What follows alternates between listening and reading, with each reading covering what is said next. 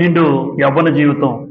ఆ నిండు యవ్వన జీవితం తనకే కాకుండా తన వలె ఆ వయసులో ఉన్నటువంటి ప్రతి చెల్లికి కూడా ఈ మాటలు ఉపయోగపడతాయి. వారి జీవితంలో ప్రాముఖ్యమైన జీవితాన్ని, దేవుడు ఉద్దేశం కలిగిన జీవితాన్ని పొందుకోవడానికి అవకాశం ఉంటుంది. ఈరోజు నీ పుట్టుక దేవుని ఉద్దేశాన్ని నెరవేరుస్తుందా? చాలా మంది పుట్టినరోజులు మనం వింటూ ఉంటాం, పుట్టినరోజు సంగతులు జ్ఞాపకం చేసుకుంటూ ఉంటాం. ఈ రోజు కూడా ఈ పుట్టుకను బట్టి దేవుని ఉద్దేశము నెరవేరుస్తున్నావా లేదా నెరవేరుతుందా? నీ పుట్టుక దేవుని ఉద్దేశాన్ని నెరవేరుస్తుందా? ఇక్కడ ఒక మాట రాశాను చూడండి. లైఫ్ ఈజ్ ఎ గిఫ్ట్ అన్నాను. ఇక్కడ life is a gift. Life is not only a gift but also an opportunity అన్నాను. అంటే జీవితం అనేది ఒక వరం. అమ్మ, జీవితం అనేది ఒక వరం. ఎందుకు వరం అంటే, చాలాసార్లు నేను ఎప్పుడు చెప్తుంటాను, తండ్రి కడుపులోంచి కొన్ని కోట్ల కణాలు వస్తాయి బయటికి. సైన్స్ చాలా మందికి తెలుసు. తండ్రి తనలోంచి ఆ వచ్చే వీర్యం, తండ్రిలోంచి వచ్చే కణంలో ఎన్నో కోట్ల కణాలు ఉంటాయి. అన్ని కోట్ల కణాల్లో ఒకే ఒక కణం ఆ తల్లి గర్భంలో ఉన్న అండంతో కలుస్తుంది. అప్పుడు ఆ చెల్లి అక్క గర్భం దాలుస్తారు. అంటే ఇన్ని కోట్ల కణాలు రిలీజ్ అవుతున్నాయి కదా, కానీ ఒకే ఒక కణం, మిగతావన్నీ చచ్చిపోతాయి. ఒక కణం ఆ తల్లితో కలుస్తుంది. ఆ వ్యక్తే నువ్వు, ఆ వ్యక్తే నేను. ఒకవేళ ఆ కణం రాలేదనుకోండి, వేరే వస్తే ఈరోజు నువ్వు నేను భూమి మీద ఉండం, వేరే వ్యక్తి వచ్చి ఉండేవాడు భూమి మీదకి. ఈ విషయాన్ని మనసులో పెట్టుకుంటే దేవుని ప్రేమను చూడండి. అంటే వేరే వ్యక్తి రావడానికి అవకాశం ఉందా అంటే ఉంది. కానీ ఈరోజు ఆ కణమే, అంటే ఆ కణం ఆ రోజు నువ్వే, తల్లి అండంలో నువ్వు కలిసి ఈరోజు భూమి మీద ఇలా కనబడుతున్నాం మనం. ఆ రోజు ఆ కణంలో దేవుడు నేను రావాలని సంకల్పించకపోతే నేను రాను. నా ప్లేస్ లో వేరే వ్యక్తి ఉండేవాడు, మీ ప్లేస్ లో వేరే వ్యక్తులు ఉండేవాళ్ళు. అంటే దేవుడు ఎంత ప్రేమించకపోతే తండ్రిలోంచి నువ్వే రావాలి. ఎన్నో రిలీజ్ అయినా ఈ కణమే వెళ్ళి తల్లిలో ఎందుకు కలవాలి? దేవుడు ప్రతి ఒక్కరి పట్ల ఒక ఉద్దేశం కలిగి ఉన్నాడు. మానవ పుట్టుక పట్ల ఆ ఉద్దేశం మనకు తెలియదు, అంతే, మనం గ్రహించం. కానీ ప్రతి వ్యక్తి పుట్టుకను బట్టి దేవుడు ఒక ఉద్దేశం కలిగి ఉన్నాడు. కనుక ఈరోజు జీవితం అనేది దేవుడిచ్చిన వరమే అంటాను నేనైతే. అది గిఫ్టే. ఎందుకంటే వేరే కూడా పొందుకోవాల్సిందే, కానీ నేను పొందుకునే అవకాశం ఇచ్చాడు. ఈరోజు జెన్నిఫర్ పొందుకునే అవకాశం ఇచ్చాడు. లేదు, వేరే వాళ్ళు రావాలి అంటే దేవుడు నిజంగా ఒక గిఫ్టే. అయితే ఇది ఒక గిఫ్టే కాదు, నేనేమని రాశానంటే, not only a gift, it is also an opportunity అన్నాను. అది ఒక మన జీవితంలో ఒక అవకాశం. ఏ అవకాశం? భూమి మీద బ్రతకడానికి మాత్రమే పుట్టడం కాదు, భూమి మీద బ్రతకడానికి, జీవించడానికి పుట్టాము. అయితే నీకు వచ్చిన అవకాశం ఏంటో తెలుసమ్మా? నాకు వచ్చిన అవకాశం ఏంటో తెలుసా? దేవునితో యుగయుగాలు ఉండే అవకాశం. ఈ భూమి మీద ఎవరైతే వారి జీవితాన్ని దేవునికి ఇష్టానుసారంగా బ్రతుకుతారో, అంటే జీవితం ఈ భూమి మీద ఇవ్వడం గొప్ప వరమే. అయితే ఇది వరమే కాదు, నీ జీవితంలో దేవుడిచ్చిన గొప్ప అవకాశం ఎప్పుడవుతుందో తెలుసా? ఆ అవకాశాన్ని నువ్వు సద్వినియోగం చేసుకుని భూమి మీద నీకంటూ బ్రతుకునిచ్చిన ఆ దేవుని యొక్క దేవుడు నీకు జీవితాన్ని ఇచ్చినందుకు ఆ దేవుడు నీ జీవితంలో ఇచ్చిన అవకాశాన్ని సద్వినియోగం చేసుకోవాలి.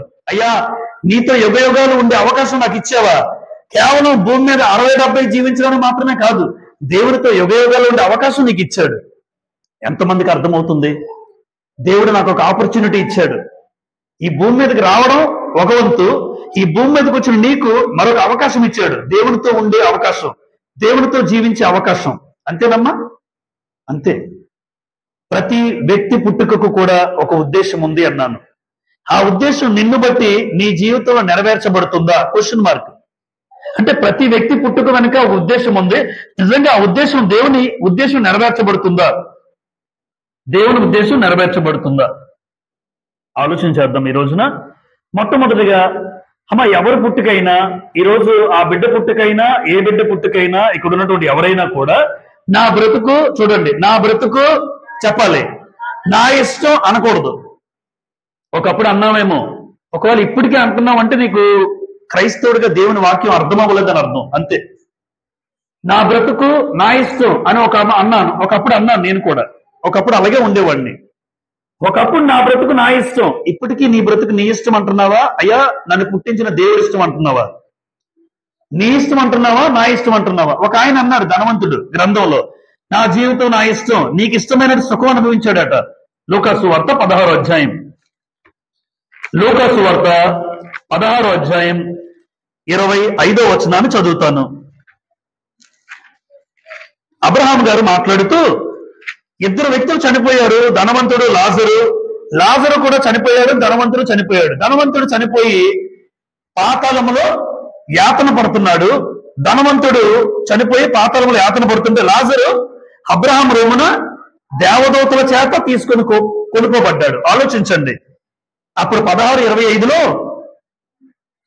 అందుకు అబ్రహాము, కుమారుడా, నీవు నీ జీవిత కాలమందు నీకిష్టమైనట్టు, ఆమె ఏమన్నాడు ఆ మాట చూసారా, నీకిష్టమైనట్టు సుఖం అనుభవించితివి, అలాగుననే లాజరు కష్టం అనుభవించినని జ్ఞాపకం చేసుకో. చూసారమ్మా, ఇప్పుడు ధనవంతుడు ఎలా బ్రతికాడు? నా బ్రతుకు నా ఇష్టం అన్నాడు. అమ్మ, నా బ్రతుకు నా ఇష్టం అన్న వాళ్ళందరూ కూడా కేర్ ఆఫ్ అడ్రస్ నేను చెప్తున్నాను, ఈరోజు రాసి పెట్టుకోవాలి. నా బ్రతుకు నా ఇష్టం అన్న వాళ్ళందరూ కూడా వెళ్ళేది పాతాళం, వెళ్ళేది పాతాళం. ఎలా చెప్పగలవయ్యా? గ్రంథాన్ని బట్టి నేను చెప్పగలను. ఆయనకు ఒక వ్యక్తి ఉన్నాడు గ్రంథంలో, ధనవంతుడు. నా బ్రతుకు నా ఇష్టం, నేను ఇలాగే బ్రతుకుతాను, ఇలాగే జీవిస్తాను అని అన్నాడు. చనిపోయిన తర్వాత ఆ వ్యక్తి పాతాళములో యాతన పడుతున్నాడు. చూడండి, కాలిపోతుంటే ఆ మంటకి తట్టుకోలేకపోతున్నాడండి. అయ్యా తండ్రి అబ్రహామా, కాలిపోతున్నాను, లాజరుని పంపించవా? ఏంటి అప్పుడు యాతన పడుతున్నాడు. చూసారా, ఎప్పుడు కూడా మనిషి బాగున్నప్పుడు తెలుసుకోడండి. నిజం అమ్మ, కళ్ళ ముందు కూడా చాలా మందిని చూస్తుంటాం. బాగున్నప్పుడు సమయం తెలుసుకొని అరే మార్రా అంటే మారదు. ఒకవేళ అనుకోకుండా వ్యక్తి చనిపోతే, మారే అవకాశం ఇచ్చినప్పుడల్లా కూడా మారే అవకాశం వినియోగించుకోకపోతే, ఎప్పుడు మనిషి బ్రతుకులో నా బ్రతుకు నా ఇష్టం ఎప్పుడు అనకూడదు. ఎందుకు అన్న వ్యక్తిని మీరు చూపించాను. నా ఇష్టం అన్నవాడు పాతాళంలో యాతన పడుతున్నాడు. ఇప్పుడు ఒకప్పుడు బాగానే కాళ్ళ ఎగరేసుకుని తిరుగుంటాడు. ఎందుకు? బ్రతుకంతా కూడా రోజంతా కూడా బహుగా సుఖపడేవాడు. రాస్తుంది గ్రంథంలో. ధనవంతుడు ప్రతిరోజు బహుగా సుఖపడేవాడు, సుఖానికే ప్రాముఖ్యతనిచ్చాడు. కాబట్టి నా ఇష్టం నా బ్రతుకు. ఈరోజు క్రైస్తవ సహోదరులు సహోదరులు ఎవరైనా, అక్క చెల్లెలు అన్నదమ్ములు ఎవరైనా ఇక్కడ ఉంటే, ఎప్పుడు నా బ్రతుకు నా ఇష్టం అనకూడదు. నా బ్రతుకు ఏమనాలి? దావీదు అన్నాడు, నా బ్రతుకు నీ ఇష్టం. 40వ కీర్తన కీర్తనల గ్రంథం 40వ కీర్తన 8వ వచనం చదువుతాను. నా దేవా, నీ చిత్తము నెరవేరుట నాకు సంతోషము. దావీదు రాసిన కీర్తన. నీ చిత్తము నెరవేరుట నాకు సంతోషం. అంటే నాకంటూ ఇష్టాలు ఉన్నాయా? ఉన్నాయి. నాకంటూ ఇష్టాలు ఉన్నాయి, కానీ నా ఇష్టాన్ని చంపుకుంటాను, నీ ఇష్టాన్ని బ్రతికిస్తాను. నా జీవితంలో ఎవరిష్టం నెరవేర్చబడాలని దావీదు ఇష్టపడుతున్నాడు.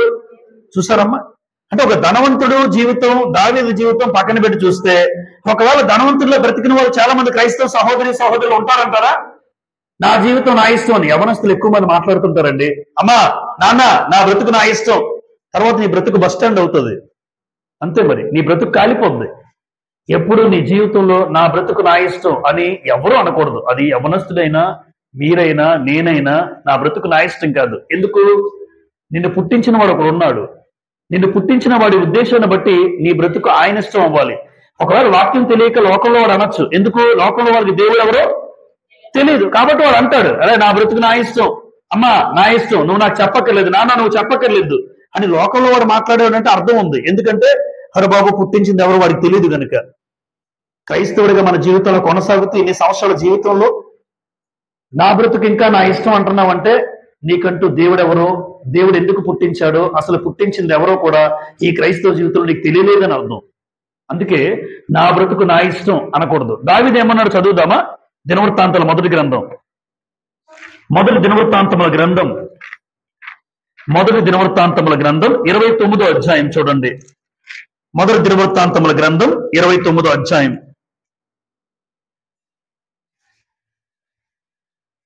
తెరిచారా? 10వ వచనం నుంచి చదువుతాను చూడండి. రాజైన దావీదు కూడాను బహుగా సంతోషపడి సమాజము పూర్ణముగా ఉండగా యెహోవాకు ఇట్లు స్తోత్రములు చెల్లించెను. స్తోత్రము చెల్లిస్తున్నాడు దావీదు. ప్రార్థన. మాకు తండ్రిగా ఉన్న ఇశ్రాయేలు దేవా యెహోవా, నిరంతరము నీవు స్తోత్రార్హుడు. 11 యెహోవా భూమి ఆకాశములు ఎందుండు సమస్తమును నీ వశము. మహత్యమును పరాక్రమమును ప్రభావమును తేజస్సును ఘనతయు నీకే చెందుచున్నవి. యెహోవా రాజ్యము నీది, నీవందరి మీదను నేను అధిపతిగా హెచ్చించుకుని ఉన్నావు. 12 ఐశ్వర్యమును గొప్పతనమును నీ వలన కలుగును, నీవు సమస్తమును ఏలువాడవు. బలమును పరాక్రమము నీ దానములు, హెచ్చించువాడమును అందరికీ బలము ఇచ్చేవాడమును నీవే. మా దేవా, మేము నీకు కృతజ్ఞతాస్థుతులు చెల్లించుచున్నాము. ఈ మాటల్లో మీకు ఉన్న అంతర్యాన్ని గమనించండి. నీ నీ నీ అంటున్నాడు. మా నాదన్నాడా? వాస్తవానికి రాజు అయిపోయాడు, చాలా ఆస్తిపరుడు, చాలా బంగారం ఉంది, చాలా వెండి ఉంది, లోటు లేదు. కానీ నాది అని మాట వస్తుంది. నాది అని ఎక్కడ అనలేదు. బలము పరాక్రమము ఐశ్వర్యము గొప్పతనము అన్నీ నీ వల్ల కలిగాయి. నువ్వు ఇస్తేనే, నేను భిక్ష, నువ్వు నాకు భిక్షం వేసావు ఒక రకంగా, అంతే. దేవుడిస్తేనే కలిగేదండి దావీదుకైనా ఎవరికైనా. అంటే చూసారా, అందుకే దావీదు ఏమంటాడంటే, నా జీవితం నా ఇష్టం కాదు, నీ చిత్తం నెరవేర్చదు నాకు సంతోషం. ఎందుకు నీ చిత్తం నెరవేర్చదు సంతోషం? అసలు ఈ భూమి మీద బ్రతుకునిచ్చిందే నీవు. ఈ భూమి మీద గాలి పీలుస్తూ బ్రతుకుతున్నానంటే కారణం నీవు. ఒకవేళ నాకు బలం అంటావా, అది నువ్వు ఇచ్చిన వాడివే, లేదంటే గొలియాతుతో గెలిచేవాడు కాదు దావీదు. ఆ రోజు గొలియాతు ముందుకు వెళ్ళానంటే నువ్వు ఉన్నావని ధైర్యంతో వెళ్ళాను, యుద్ధము యెహోవాదే అన్నాడు. ఆయన ఉన్నాడని ధైర్యంతో వెళ్ళాడు, లేకపోతే దావీదు చేయలేరు, దావీదు చేయలేరు. అందుకే దావీదు దేవుని చిత్తం నెరవేర్చడానికి ఇష్టపడ్డాడు. ఎందుకు అంటే, నా బ్రతుకు నా ఇష్టం అని దావీదు గారు అనరు. ఎందుకు? అసలు బ్రతుకునిచ్చిందే నువ్వు గనుక. అది తెలుసుకున్నాడు ఆయన, ఆ జ్ఞానంతో మాట్లాడుతున్నాడు ఇక్కడ. ఈరోజు మనం ఎన్నిసార్లు అయినా కొన్ని సందర్భాల్లో నా కష్టార్జితం ఆమె ఎప్పుడు కూడా మనం సంపాదించింది పిల్లల దగ్గర కానీ ఎవరి దగ్గర కానీ, అరే నా కష్టం అని ఎప్పుడు అనకండి. అది అన్నాడు అనుకోండి, నువ్వే టార్గెట్ అవుతావు. అంటే దేవుని చూపించాలి ఎప్పుడు మన జీవితంలో. ఈ 30 రోజులు కష్టపడితే, ఈ నెలంతా కష్టపడితే, నాన్న దేవుడిచ్చాడు రా ఈ డబ్బులు ఎప్పుడు అని చెప్తుంటాను మీకు చాలాసార్లు. ఇది దేవుడిచ్చాడు, ఈ వస్తువు దేవుడిచ్చాడు, ఇల్లు దేవుడిచ్చాడు. ప్రతిదీ దేవుడు దేవుడు దేవుడు అని మీరు పిల్లలు చూపిస్తుంటే వాడు కూడా ఒక రోజు దేవుడి మీద ఆధారపడడానికి ఇష్టపడతాడు. నా కష్టం రా, అరే చెమటోర్చి కష్టపడ్డాను రా అని అన్నాం అనుకోండి, ఆడు నీ మీద ఆధారపడతాడు, తండ్రినే చూస్తాడు. తండ్రి వెనకున్న దేవుణ్ణి చూడాలి, తండ్రిని నడిపిస్తున్న దేవుణ్ణి చూడాలి, ఎప్పుడు దేవుణ్ణే ముందు పెట్టాలి. ఆయన ఇస్తేనే 5,000 నోట్లోకి వెళ్తున్నాయనన్న. ఈరోజు తింటున్నామంటే కారణం ఆయన, బ్రతుకుతున్నామంటే కారణం ఆయన, అలా చెప్పగలగాలి. దావీదు ఉద్దేశం. అప్పుడు వాడు పెరిగిన తర్వాత ఏమంటాడంటే, నా బ్రతుకు నా ఇష్టం కాదని పిల్లలకి అర్థమవుతుంది. నన్ను పుట్టించిన దేవుడు ఉన్నాడు, ఆయన ఉద్దేశం నెరవేర్చాలి. అది దావీదు నేర్పిస్తున్నాడండి. అపోస్తలుడైన పౌలు తన జీవితంలో ఏమని మాట్లాడతాడు చూడండి. 2 కొరింథీ పత్రిక, కొరింథీయులకు రాసిన 2వ పత్రిక 5వ అధ్యాయం. కొరింథీయులకు రాసిన 2వ పత్రిక 5వ అధ్యాయం.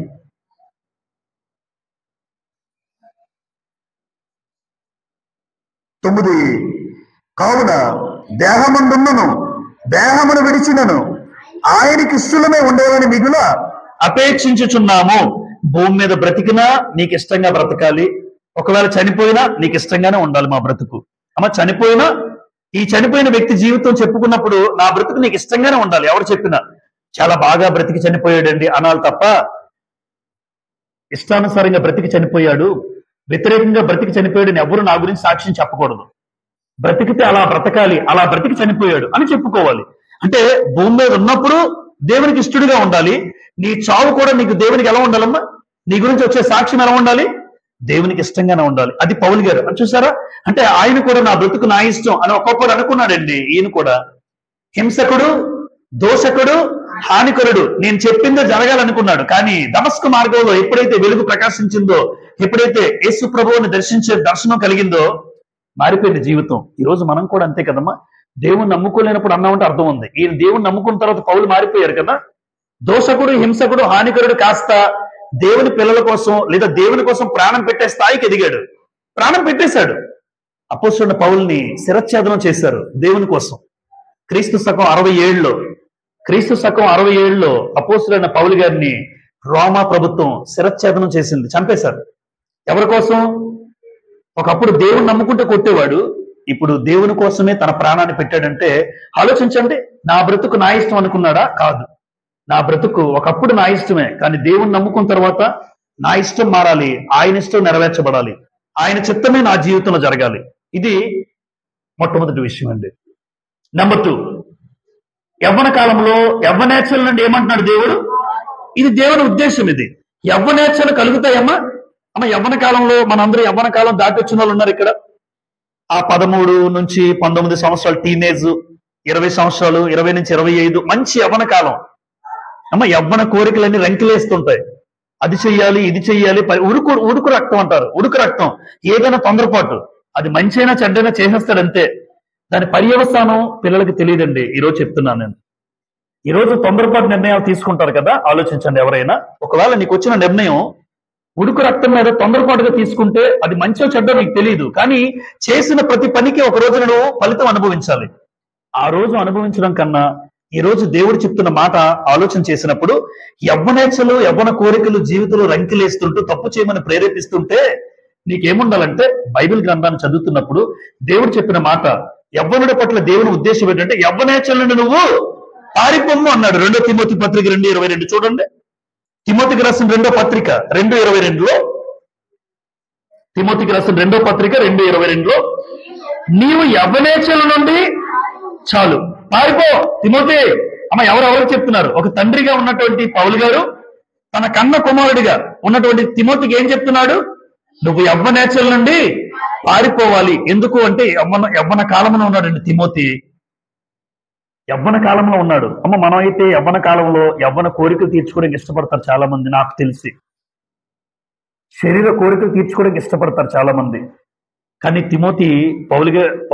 పౌలు తిమోతికి చెప్తూ, నాన్న, యవ్వన కాలంలో నీ కోరికలు వస్తాయి. నాకు తెలుసు, ఎందుకంటే నేను కూడా ఆ యవ్వనాన్ని దాటి వచ్చాను. నీ వయసులో ఉన్నప్పుడు ఎలాంటి పరిస్థితుల్లో ఉంటావో నీకు తెలుసు, నాకు తెలుసు.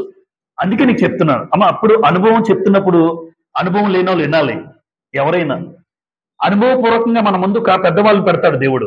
అది తల్లి అయి ఉండొచ్చు, తండ్రి అయి ఉండొచ్చు, వాక్యం తెలిసిన పెద్దవాళ్ళు అయి ఉండొచ్చు. ఎవరైనా అనుభవంతో చెప్తున్నప్పుడు వాడి జీవితంలో నువ్వు చూసొచ్చావు కదా అని అనకూడదు. పెద్దవాళ్ళని వాళ్ళు అనుభవించారు కాబట్టి ఈ రోజు నాకు ఒక పాఠం నేర్పిస్తున్నారు. వాళ్ళు పడిన కష్టాలు, ఆ రోజు చేసిన తప్పులు ఈ రోజు వాళ్ళకి అనుకుంటుంటారు. ఈ రోజు తల్లిదండ్రులుగా ఒకవేళ వాక్యం తెలియనప్పుడు వాళ్ళు అనుకోవచ్చు, మా అనుభవం పిల్లలకి పాఠాలు నేర్పించాలి, నేను చేసిన తప్పు నా పిల్లలు చేయకూడదు, అందుకోసం నేర్పిస్తారు తప్ప వాళ్ళకి మీరు అప్పుడు బ్రతికారు కదా యవ్వన కాలంలో, మేమెందుకు అలా ఉండకూడదు నీళ్ళు అడుగుతారు యవ్వనస్తులు. మీరు యవ్వనాన్ని చూసొచ్చారు కదా, మేము యవ్వనం ఎంజాయ్ చేయను అండి. అలా ఎంజాయ్ చేసి ఎంత నష్టపోయారో వాళ్ళకి తెలుసు. ఆ యవ్వన కాలంలో మీరు పడిపోకుండా ఉండడానికి మాత్రమే ఆ అనుభవం మనకు పాఠాలు నేర్పిస్తుంది. ఈరోజు దేవుడు యవ్వనేచ్ఛల నుంచి పారిపోము అన్నారు. గుర్తుపెట్టుకోవాల్సిన విషయం ఏంటంటే, యవ్వన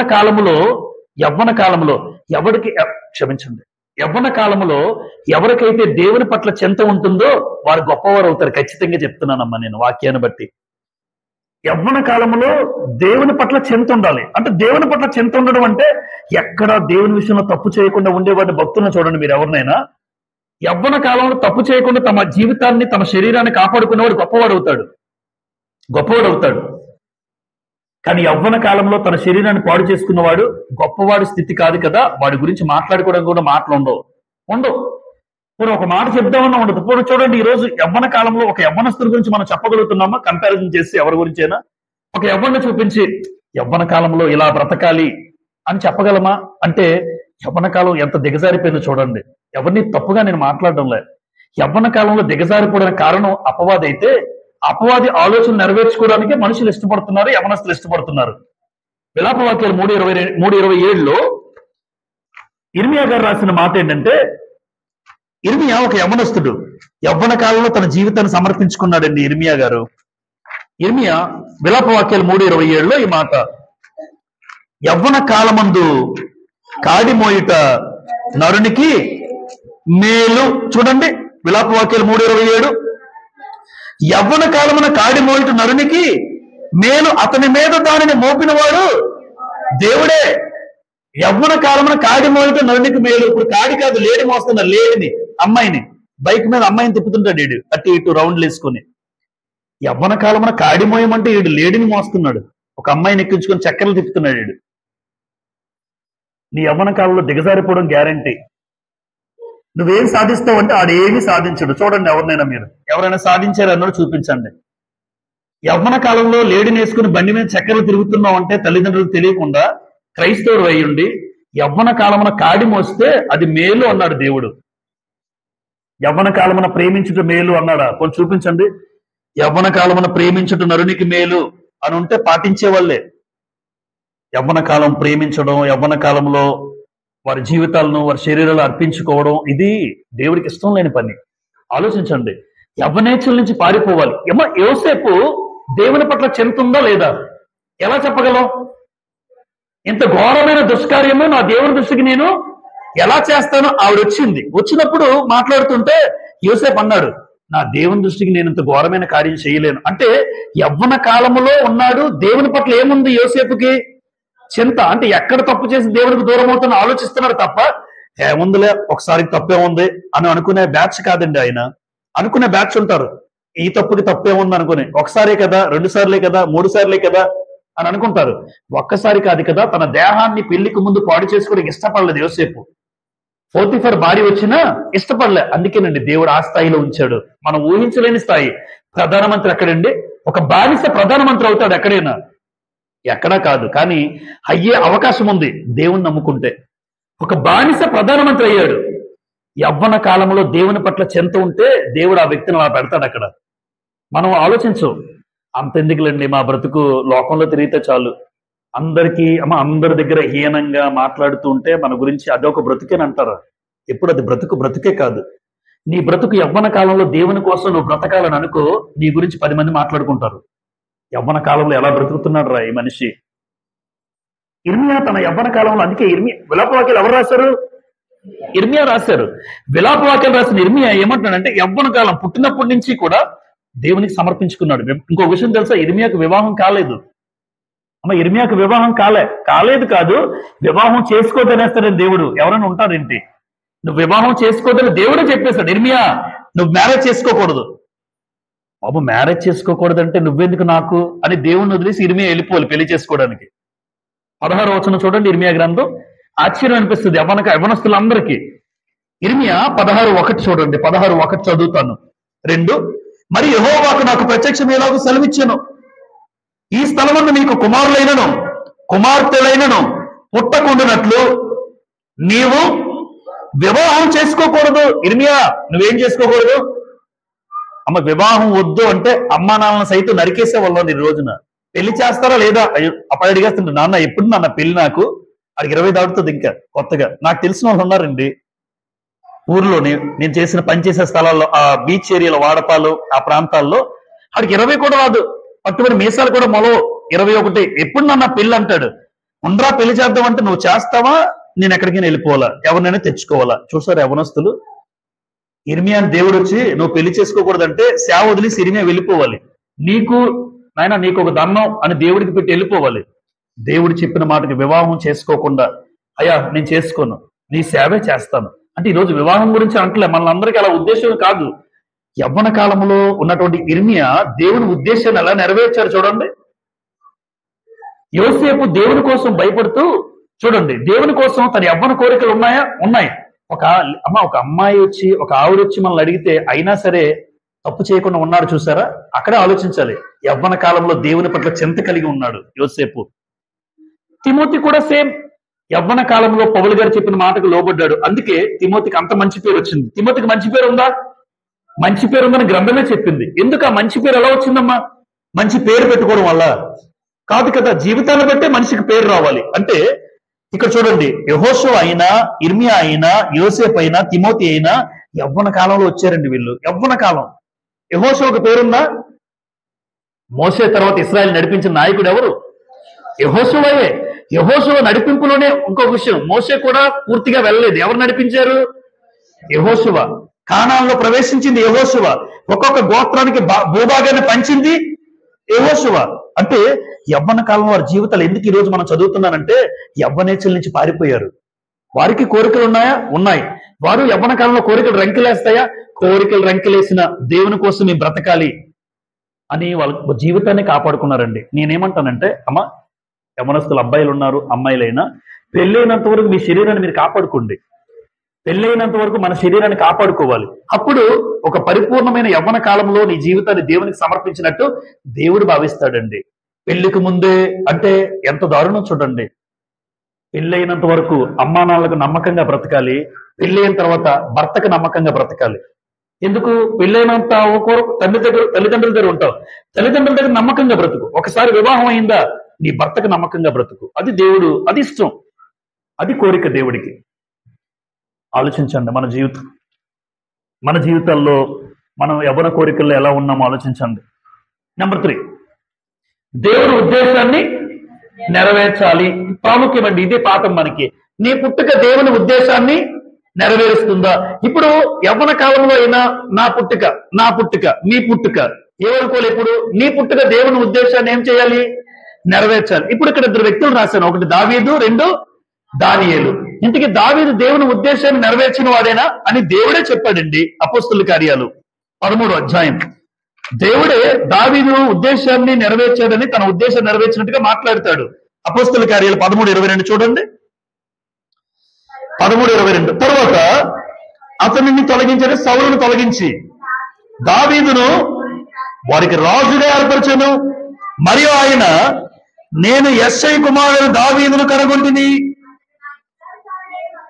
అతడు నాకు ఇష్టం అన్నాడు. ఇష్టానుసారుడైన మనుష్యుడు. అమ్మ అక్కడ ఏమన్నాడు చూసారు? మంచి మాట అన్నాడండి. అతడు నా ఉద్దేశములన్నీ నెరవేర్చునని అతనిని గురించి ఎవరు సాక్ష్యం ఇచ్చారు? అబ్బా, అంటే దావీదు తన బ్రతుకు కాలంలో దేవుని ఉద్దేశాన్ని నెరవేర్చాడు అని ఎవరు చెప్పారు? మనుషులు చెప్పలేదు. ఎవరు చెప్పారు? అంటే ఇప్పుడు దావీదు దేవుని ఉద్దేశం నెరవేరిస్తే ఈ రోజు ఇక్కడ ఉన్నటువంటి మనం కూడా దేవుని ఉద్దేశం అంటే ఉందని తెలుసా? మనకి దేవుడికంటే ఒక ఉద్దేశం ఉందని తెలుసా? ఇంకా తెలియని వాళ్ళు ఉంటారు. దేవుడికి కూడా నీ పట్ల ఒక ఉద్దేశం ఉంది, నా పట్ల ఒక ఉద్దేశం ఉంది. ఇప్పుడు అతడు నా ఉద్దేశములన్నీ నెరవేర్చున్నాడు. ఇంతకీ దావీదు దేవుని విషయంలో నెరవేర్చిన ఉద్దేశం ఏంటి అంటే 2వ దినవృత్తాంతాల గ్రంథం 6వ అధ్యాయం ఒక ఉద్దేశం చెప్తాను నేను ఇక్కడ. అంటే దావీదుకు దేవుని పట్ల దేవుడు ఏమన్నాడు? దావీదు నా పట్ల ఒక ఉద్దేశాలన్నీ కూడా నెరవేర్చాడు. ఒక ఉద్దేశం చూడండి. 2వ దినవృత్తాంతాల గ్రంథం 6వ అధ్యాయం. 2వ దినవృత్తాంతముల గ్రంథం 6వ అధ్యాయం 8 చదువుతాను. 6-8 చూడండి. అయితే యెహోవా నా తండ్రి అయిన దావీదుతో సెలవిచ్చినది ఏమనగా, నా నామ ఘనత కొరకు మందిరమును కట్టింపవలనని నీవు ఉద్దేశించిన ఉద్దేశము మంచిదే. ఇంతకీ ఎవరిగా ఉద్దేశం వచ్చింది? దావీదుకి. అంటే దేవుని కోసం ఏ ఉద్దేశం కలిగి ఉన్నాడమ్మా? అయ్యా, నీకంటూ ఒక మందిరాన్ని కట్టించాలి. నేను బాగానే ఉన్నాను, మంచి మంచం వేసుకున్నాడు దావీదు, మంచి మంచం, కాస్ట్లీ. నువ్వేమో ప్రత్యక్ష గుడారంలో, ఆ గుడారంలో ఉంటున్నాడు. దేవుడు గుడారంలో ఉండి దావీదేమో మహాకోటలో ఉంటాడు. దావీదుకి ఇష్టం లేదు, రోజు నలిగిపోతున్నాడు దావీదు. అతను బాధపడుతున్నాడు, గ్రంథంలో ఉంది. అయ్యా, నేనేమో బాగానే ఉన్నాను, నువ్వేమో గుడారంలో ఉండడం నాకు అసలు ఇష్టం లేదు, నీకోసం ఒక మందిరం కట్టిస్తాను, అది నా ఉద్దేశం.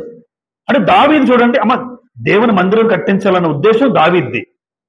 ఈరోజు మనమేమనుకోవాలంటే, నాకంటే ఉద్దేశం దేవుని కోసం బ్రతకాలని నువ్వు అనుకుంటే చాలు, అదే దేవుని ఉద్దేశం నెరవేర్చినట్టు. మనం మందిరం కట్టకపోయినా దేవుని కోసం, దేవుని పనిలో ఏదో ఒకటి నేను చెయ్యాలి, దేవునికంటూ ఏదో ఒక కార్యం చేయాలి, లేదా దేవుని ఏదైతే చెప్పారో గ్రంథంలో, ఆ గ్రంథాన్ని బట్టి నమ్మకంగా నేను బ్రతికితే నువ్వు దేవుని ఉద్దేశం నెరవేర్చినట్టే. దేవుడు చెప్పినట్లు నువ్వు బ్రతికితే దేవుని ఉద్దేశం నెరవేర్చినట్టే. అయితే దావీదు దేవుని మందిరం కట్టాలనే ఉద్దేశం వచ్చింది, అది దేవుడు చెప్తున్నాడు. మీ తండ్రి దావీదుకి ఏముంది తెలుసా? నాకంటూ మందిరం కట్టాలనే ఉద్దేశం ఉంది. చూసారమ్మా, అంటే దేవుని పని చెయ్యాలి. దేవుని మందిరం కోసం 72,000 కేజీల బంగారం దాచాడండి. ఎవరు? 168,000 కేజీల వెండి దాచాడు, గ్రంథంలో ఉంది. 72,000 కేజీల బంగారం, 168,000 కేజీల వెండి దావీదు దాచినట్టుగా దినవృత్తాంతాల గ్రంథంలో చదువుతాం మనం.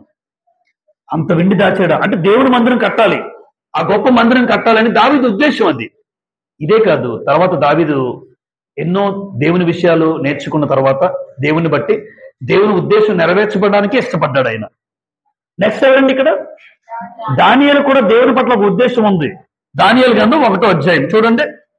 దానియేలు గ్రంథం 1వ అధ్యాయం, దానియేలు గ్రంథం 1వ అధ్యాయం 8వ వచనం చదువుతాను. రాజు భుజించి భోజనమును పానము చేయి, ద్రాక్షరసమును పుచ్చుకొని తను అపవిత్రపరచుకోనకూడదని దానియేలు ఉద్దేశించి, దానియేలు ఉద్దేశించి ఏం ఉద్దేశించాడు? దానియేలు రాజుగారి భోజనాన్ని తినకూడదు. అంటే రాజుగారి భోజనంలో ఏమైనా విగ్రహారాధన కలుస్తుందేమో, ఏ విగ్రహారాధన కలిసి ఆ భోజనంలో కలుస్తుందేమో అని ఉద్దేశించి, అంటే దానియేలుకి ఏముంది దేవుని పట్ల ఒక ఉద్దేశం. ఏంటి అయ్యా దానియేలుకి ఉన్న ఉద్దేశం ఏంటి? తను తాను అపవిత్రపరచుకోకూడదు. మంచిదైన ఉద్దేశం. ఈయనకో ఉద్దేశం, ఈయనకో ఉద్దేశం. అంటే ప్రతి వ్యక్తి కూడా భక్తి జీవితంలో ఒక ఉద్దేశం. నన్ను నేను ఎప్పుడు అపవిత్రపరచుకోకూడదు. ఈరోజు మనకుందమ్మా, నా కళ్ళతో నేను ఎప్పుడు పాపం చేయకూడదు అని అనుకుంటున్నారా ఎవరైనా? ఇక్కడ మాటలు వింటాం, బయటికి వెళ్తాం, ఏదో చూస్తాం, మనం ఏదో చేస్తాం. అంటే అపవిత్రపరచుకోకూడదు అని దానియేలు ఎందుకు అనుకున్నాడంటే, దానియేలు విషయంలో దానియేలుకి ఏం తెలుసు? నేను దేవుని ఉద్దేశాన్ని నెరవేర్చాలి. దానియేలుకి దేవుని ఉద్దేశం నెరవేర్చాడు, దావీదు దేవుని ఉద్దేశం నెరవేర్చాడు. మరి నువ్వు, మరి నీ పరిస్థితి ఏంటి అని రాశాను. మన పరిస్థితి ఏంటి చూసారా? నువ్వు అపవిత్రపరచుకోకూడదని ఎప్పుడైనా ఆలోచిస్తున్నావా? నేను నా కళ్ళతో కూడా అపవిత్రపరచుకోకూడదు, అపవిత్రమైన మాటలు నోటితో మాట్లాడకూడదు, అపవిత్రమైనటువంటి అవి నేను వినకూడదు అని ఎప్పుడైనా అనుకున్నామా? యోబు ఏమన్నాడు? నా కన్నులతో నేను నిబంధన చేసుకుంటుని, కన్యకను నేను ఎలాగూ చూతును. అంటే యోబుకు దేవుని పట్ల ఒక ఉద్దేశం ఉంది. నా భార్యను తప్ప నేను ఎవరిని చూడకూడదు అని యోబు అనుకున్నాడు. స్టాండర్డ్ గా ఉన్నాడు ఆయన. స్టాండర్డ్. అయ్యా కన్యక ఎవరు వచ్చినా నేను చూడను. ఎందుకు అంటే నేను నా కళ్ళతో నిబంధన చేసుకున్నాను. యోబు నిబంధన చేసుకున్నాడు అంటే నిజంగా యోబు దేవుని ఉద్దేశం నెరవేరుస్తున్నాడా? ఎగ్జాక్ట్ గా దేవుని ఉద్దేశం నెరవేరుస్తున్నాడు. ఎందుకు అంటే దేవునికి అదే నచ్చింది. ఒక భార్య ఉంది కదా, చాలు, ఇంకెవరిని చూడకూడదు. అది యోబే కాదు, యోసేపే కాదు, దానియేలు ఒక ఉద్దేశం, ఎక్కడా కూడా అపవిత్రపరచుకోకూడదు. దావీదు దేవుని కోసం ఏదైనా చేయాలి అని దావీదు ఉద్దేశం. ఇలా ప్రతి ఒక్కరి జీవితం, ప్రతి ఒక్కరి పట్ల చూడండి దేవునికి ఏముందని రాస్తాను ఇక్కడ. ప్రతి ఒక్కరి పట్ల దేవునికి ఏముంది? ఉద్దేశం. అది నెరవేర్చేవారు ఎందరు? నిజంగా ఈ వాక్యం వింటున్న మనలో నిజంగా నేను దేవుని ఉద్దేశాన్ని నెరవేరుస్తున్నాను, నన్ను నేను ఎప్పుడు కూడా అపవిత్రపరచుకోలేదు, ఏదైనా వీలుంటే నేను దేవుని కోసం ఏదైనా పని చేస్తాను, దేవుని మందిరంలో ఏదైనా చేస్తాను, దేవుని కోసం ఏదో ఒకటి చెయ్యాలి అన్న ఉద్దేశం కలిగిన వారు ఉన్నారా? తమ శరీరాన్ని అపవిత్రపరుచుకున్న వారు ఉన్నారా? చూసారా, భోజనం కూడా తినలేదండి, కాస్ట్లీ భోజనం. రాజుగారి భోజనం ఎవరు వద్దంటారండి? ప్రధానమంత్రి మోడీ గారు పిలిస్తే వెళ్తారా మీరు ఎవరైనా? మోడీ గారు భోజనం పిలిచారండి డిన్నర్కి, వెళ్తామా? లేదా చంద్రబాబు నాయుడు పిలిచారండి మనకి డిన్నర్కి,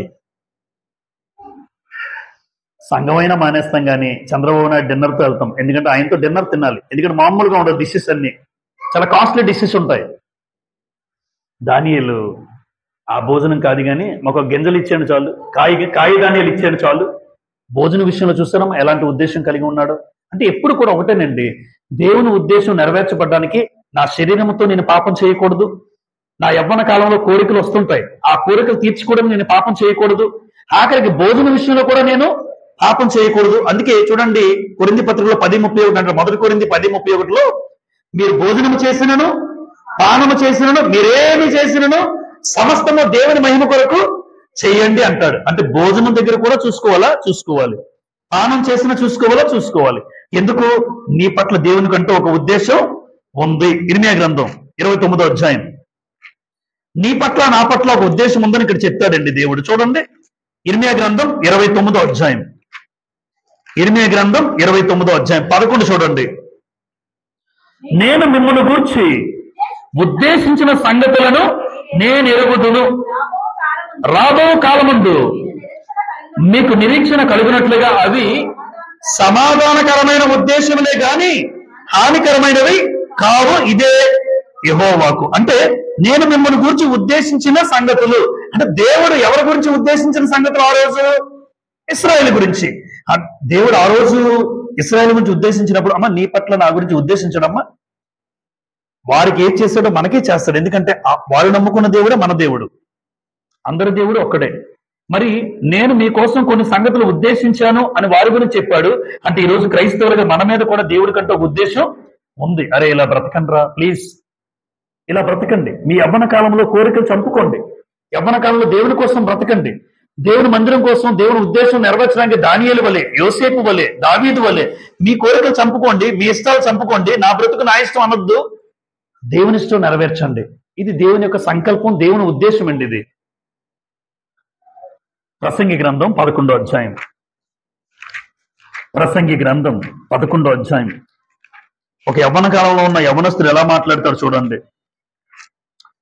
11:9 యవ్వనుడా నీ యవ్వనమందు సంతోషపడు, నీ యవ్వన కాలమందు నీ హృదయం సంతుష్టిగా ఉండనేమో, నీ కోరిక చొప్పున నీ దృష్టి యొక్క ఇష్టము చొప్పున ప్రవర్తింపుము.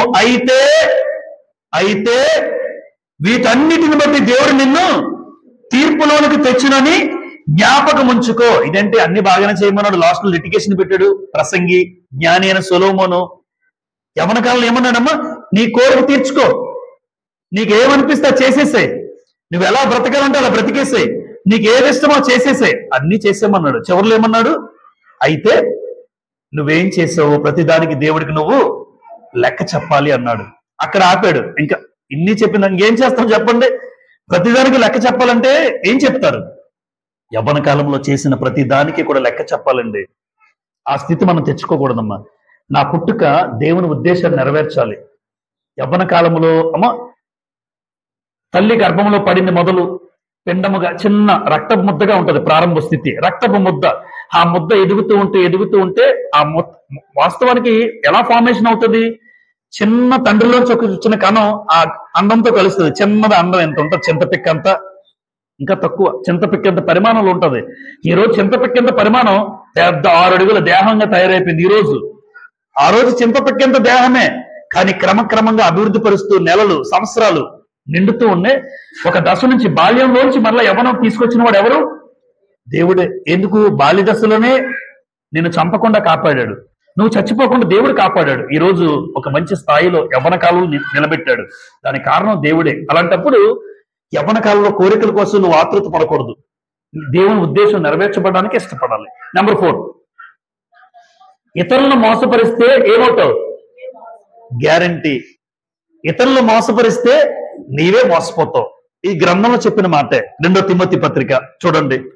తిమోతికి రాసిన 2వ పత్రిక, తిమోతికి రాసిన 2వ పత్రిక 3:13 చదువుదాం.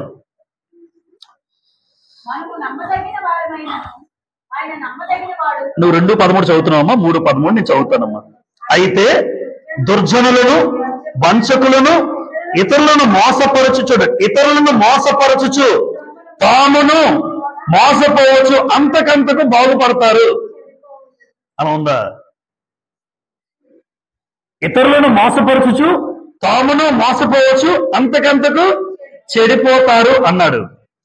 చాలా మంది యవ్వన కాలంలో పిల్లలు తల్లిదండ్రులు మోసం చేసే వాళ్ళు ఉంటారా? తల్లిదండ్రులకు చదువుకోలేదండి, ఏంట్రా చేస్తున్నావు నువ్వు అంటే, సబ్జెక్ట్ చదువుతున్నానమ్మా మొబైల్లో.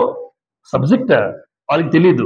3వ తరగతి 5వ తరగతి చదువుతున్న తల్లిదండ్రులు, చదువుకోలేని తల్లిదండ్రులు సబ్జెక్ట్ ఏదేమో చాటింగ్ చేస్తున్నాడు. చాటింగ్ పేరుతో చీటింగ్ చేసేవాళ్ళు లేరమ్మా? చాటింగ్ పేరుతో చీటింగ్ చేసేవాళ్ళు లేరా? నువ్వు చీటింగ్ చేస్తుంది ఎవరిని? నిన్ను కన్నా తల్లిని తండ్రిని.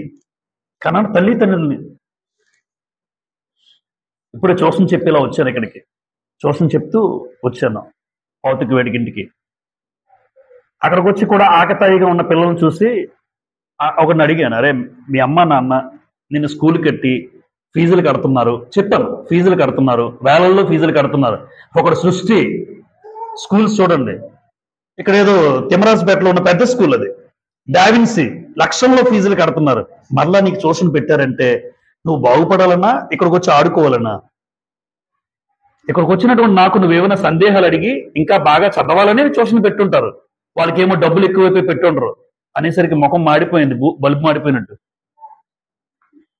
రాకపోతే మానేసే, వాళ్ళకెందుకు డబ్బులు వేస్ట్. ఒకవేళ నేర్చుకోవాలని ఉద్దేశం ఉంటే నేర్చుకో, లేదా తల్లిదండ్రులకు వేస్ట్.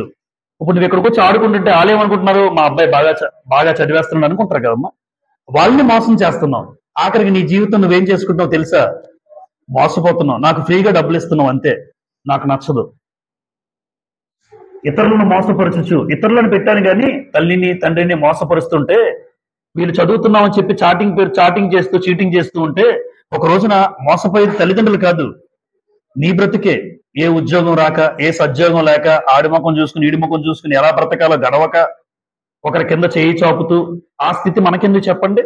కష్టపడే స్థితిలోనే దేవుడు తల్లిదండ్రులు మోసం చేయకుండా వాళ్ళు ఏ ఉద్దేశంతో తల్లిదండ్రులు మిమ్మల్ని ఎంత కష్టపడుతున్నారు, రెక్కలు మొక్కలు చేసుకుని రూపాయి సంపాదించి తల్లిదండ్రులు పెడుతున్నారండి ఫీజుల రూపంలో. నాకు తెలుసు చాలా మందిని టీచర్గా. వాళ్ళు చెమట వచ్చి కష్టపడుతున్న రూపాయి కూడబెట్టుకుని కనీసం నోటికి మంచి ఫుడ్ కూడా తినకుండా వాళ్ళ కడుపు చంపుకొని వీడికి లక్షల్లో ఫీజులు చదివిస్తుంటే వీళ్ళు ఆడుకుంటుంటే ఆలోచించండి. వాళ్ళని మోసం చేస్తున్నాడు తల్లిదండ్రుల్ని. ఆఖరికి వాళ్ళని మోసం చేస్తున్న నువ్వేమవుతో తెలుసా నీ బ్రతుకు? దేవుడు చెప్తున్నాడు, ఇతరులను మోసపరచుచు నీవు అంతకంతకు చెడిపోతారు. ఆ స్థితి ఏ యవ్వన కాలంలో ఏ యవ్వనస్తులు తెచ్చుకోకూడదు. అది నేనైనా తెచ్చుకోకూడదు.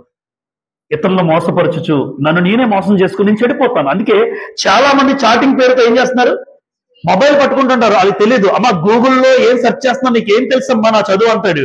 ఇదేదో ఉద్ధరించినట్టు వీళ్ళు చెప్తారు మాటలు. గూగుల్లో మాకు చూడమన్నారమ్మా, అక్కడ సెర్చ్ చేస్తున్నాను. ఇది వాట్సాప్ ఏదో ఎత్తుతుంటుంది, ఇన్స్టాగ్రామ్ చదువుతుంటుంది. ఇన్స్టాగ్రామ్ లో చాటింగ్లు చేసుకుని దరిద్ర చాటింగ్లు. చాటింగ్ పేరుతో చీటింగ్ చేసే వాళ్ళు ఉన్నారా? ఉన్నారు. ఎదుటి వారిని మోసం చేస్తున్నామంటే చూసుకో అనుకుంటారు, కానీ తాము ఏమవుతారమ్మా? మోసపోతారు. చాలా మందిని చూశాను.